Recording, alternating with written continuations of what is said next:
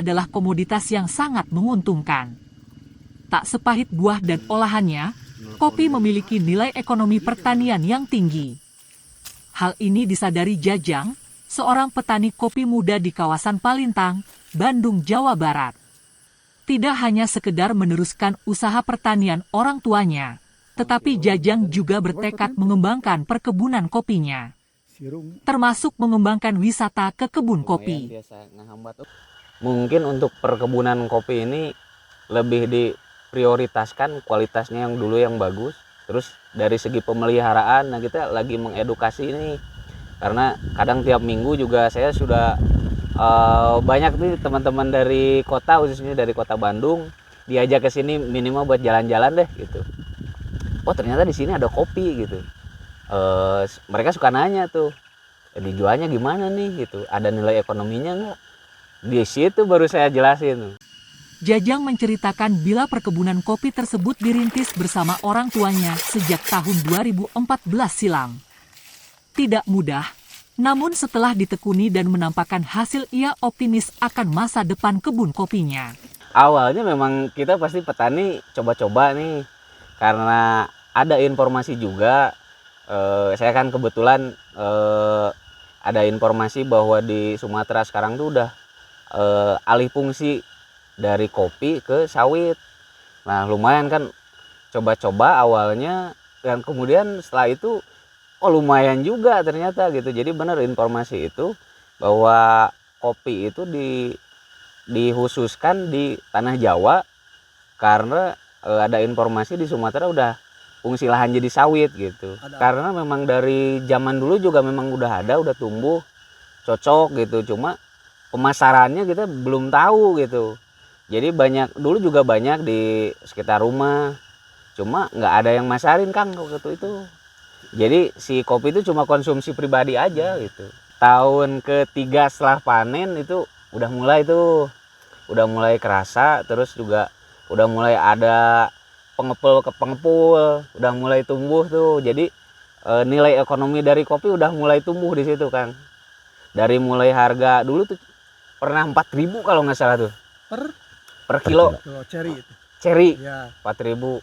Perlahan tahun ke nggak nyampe 2 tahun udah mulai 8.000, 7.000 sampai 10.000 udah mulai masuk tuh. Kalau sekarang berapa? Sekarang alhamdulillah di 13.000. Hal ini juga diamini oleh Dadang, seorang pengepul kopi di kawasan Palintang.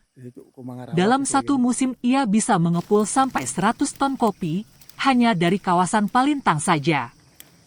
Nah kalau di saya kan cuman mengolah dari cherry ke gabah. Nah di situ ada pengepul yang besar untuk dibawa ke misalkan ke Medan, ke Surabaya. Nah kebanyakan dari Surabaya itu ada yang dibawanya ke Korea, ada dibawa yang ke Swiss gitu. Tapi kalau untuk saya cuman di daerah pengepul aja gitu. Itu mah tergantung masalah produksi. Kalau produksinya bagus sampai dapat 1 per panen sampai kuat 100 ton per panen. Tapi kalau produksinya kurang ya turun dari 100, misalkan dapat cuman 60, 40 gitu. Lebih lanjut, Jajang berharap bila pemerintah memberi dukungan pada usaha perkebunan kopi, terutama informasi dan edukasi untuk meningkatkan mutu dan kualitas kopi, juga jumlahnya. Hal ini dikarenakan mereka masih kesulitan memenuhi permintaan kopi dari luar Bandung. Ada rekan dari Jakarta minta stok kopi, bukan main Kang. 3 kontainer kalau nggak salah, saya info waktu itu ya. 3 kontainer minta datang ke petani kita gitu. Artinya kan di situ kurang tepat kalau datang ke petani gitu, karena stok dari petani kecil. Nah saya sebagai generasi muda pengennya kita punya wadah nih, berbadan hukum juga. Terus alangkah lebih baiknya kalau kita tuh langsung produksi di sini gitu. Pertama infokan dulu ke petani-petani, dikasih edukasi bahwa mari kini kita galang nih khususnya dari Priangan Timur lah gitu di sini. Ternyata kopi kita tuh bagus dan bisa laku dijual keluar gitu dengan harga yang bukan main gitu. walaupun harganya sama, misalnya di stok lokal harganya sama, tapi kan stok yang kita butuhkan tuh banyak Pak ya. Iya. Banyak, jadi butuh perkebunan kopi yang bagus dan menghasilkan yang banyak pula gitu Pak. Minimal ada satu penyuluh lah gitu, datang ke, nggak harus tiap minggu, 1 bulan sekali aja penyuluhannya seperti ini. Kalau kita nih ibaratnya udah berbadan hukum, minimal dipermudah buat kita ekspor lah gitu. Caranya seperti ini loh Kang gitu buat ekspor. Jangan pasar lokal aja gitu. Kalau pasar lokal kan kecil gitu sih permintaannya gitu. Sedangkan kita butuh satu wadah, butuh satu penjualan yang besar juga gitu.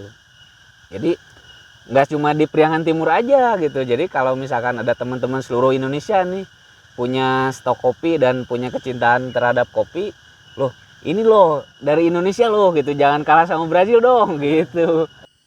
Bahkan menurutnya, ia yakin bila kopi Indonesia bisa mengalahkan kopi Brazil bila dipanen dengan cara tradisional. Selain menyerap tenaga kerja, petik kopi tradisional akan menjaga kualitas kopi yang dipetik. Nah, sebenarnya modernisasi itu kan global. Kalau modernisasi pengolahan kopi dari segi dari segi panen, terutama kalau udah pakai mesin kan itu kualitasnya jadi standar tuh. Nah, yang kita tonjolkan di Indonesia justru dengan cara yang sangat tradisional gitu, menyerap tenaga kerja yang banyak. Nah itu kan biji kopinya pilihan. Nah gitu, jadi keuntungan kelebihan gitu dari petani kopi di Indonesia seperti itu gitu. Sedangkan bagi Dadang, sebagai pengepul, tentu saja ia memerlukan uang tunai yang cukup untuk membeli kopi-kopi dari petani. Ia berharap ada pihak yang mau bekerja sama untuk berinvestasi dengan dirinya sebagai pengepul. Kalau 1 kintal misalkan saya beli kan 13.000, berarti 1 kintal itu 1.300.000. Nah, diolah sama saya itu keluarnya 38%. 38% gabah sekarang ada di angka 37. 37.000 sekilo. Nah, gitu. Ya kira-kira 600 lah per kilo kebagian, 600. Iya, 600 rupiah. Iya. Dan cuman saya sekarang ini sedang mengharapkan investor masuk untuk permodalan untuk di lapangan gitu. Jajang maupun Dadang optimis bila kopi Palintang bisa menjadi komoditas unggulan yang menguntungkan. Jumlah konsumsi kopi yang besar di seluruh dunia membuat kopi seperti BBM selalu dibutuhkan para penikmatnya, berapapun harganya.